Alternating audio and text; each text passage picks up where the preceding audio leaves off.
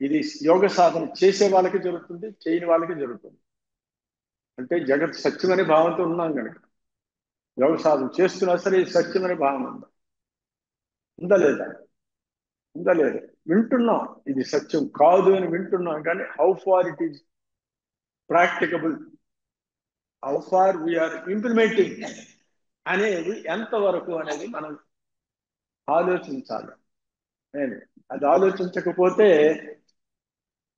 మరి ఈ మానవ జన్మలో సాధన చేసి అది కాకపోతే మనం సాధించింది ఏముంది? సాధించింది ఏముంది? మిగతా మానవులకి, మిగతా జంతువు, మిగతా జీవులకి, మిగతా మానవులకి, యోగ సాధన చేసే వాళ్ళకి, అంతర్ముఖ సాధన చేసే వాళ్ళకి తేడా ఏముంటుంది? తేడా ఏముంటుంది? తేడా ఉండాలి. ఆ ఉండాలి అన్నదానికి ఏంటంటే, ఇప్పుడు ఈ ప్రపంచంలో మానవ జన్మ ఎత్తిన తర్వాత అనేక విధాలుగా ఈ ఆత్మ విద్య, ఆత్మ జ్ఞానం అనే గురించి చెప్పిన వాళ్ళు కోటాను కోట్ల మంది ఉన్నారు. గ్రంథాలు ఉన్నాయి, గురువులు ఉన్నారు, ఎంతో మంది చెప్తున్నారు. అందరికీ అవగాహన ఉంది. ఏంటి? మనం సత్యం కాదు, ఈ దేహం సత్యం కాదు, ఈ మనసు సత్యం కాదు, తర్వాత లోపల ఉండేదే సత్యం అనేది మనం వింటున్నాం. అందరికీ తెలుసు, కానీ స్థిరపడట్లేదు. అది స్థిరపడట్లేదు. ఆ స్థిరం చేసుకునే శక్తి ఎవరికి ఉందంటే యోగికే.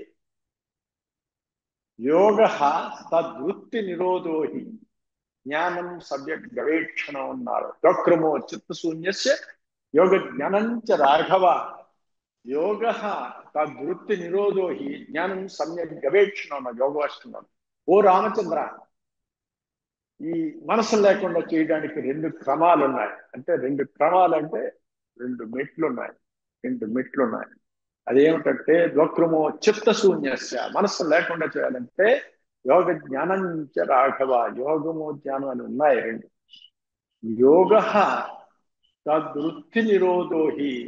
నిరోధోహి అంటే చిత్తవృత్తి నిరోధం అని ఉంది కదా పతంజలి యోగ సూత్రంలో, యోగ చిత్తవృత్తి నిరోధం. ఈ చిత్తవృత్తి నిరోధం చేస్తే జ్ఞానం ఏంటంటే సమ్యక్ గవేక్షణం. వీక్షణం అంటే చూడడం, గవేక్షణం అంటే వెతికి చూడడం అంటారు. అంత వెతికి వెతికి చూడడం. ఏంటి అంటే ఎప్పుడు చూస్తాం?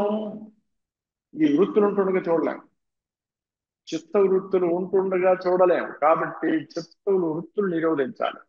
అయితే చిత్త వృత్తులు నిరోధం అంటే ఏంటి? మనస్సు అనేది, మనసుకి ఎప్పుడు కూడా రెండు దశలు ఉన్నాయి. ఒకటి ఏంటంటే చిత్త వృత్తులు, రెండోది బ్రహ్మవృత్తి. చిత్తవృత్తి, బ్రహ్మవృత్తి. చిత్తవృత్తి అనేది భౌతిక ప్రపంచం గురించి ఆలోచించేది. బ్రహ్మవృత్తి అంటే ఏంటంటే భిన్నంగా ఏకత్వం ఆలోచించేది. ఈ భిన్నంగా ఉండే జగత్తులోన అభిన్నంగా ఉండే ఆత్మ ఎలా ఉంది అనేది జ్ఞానం. అదే జ్ఞానం.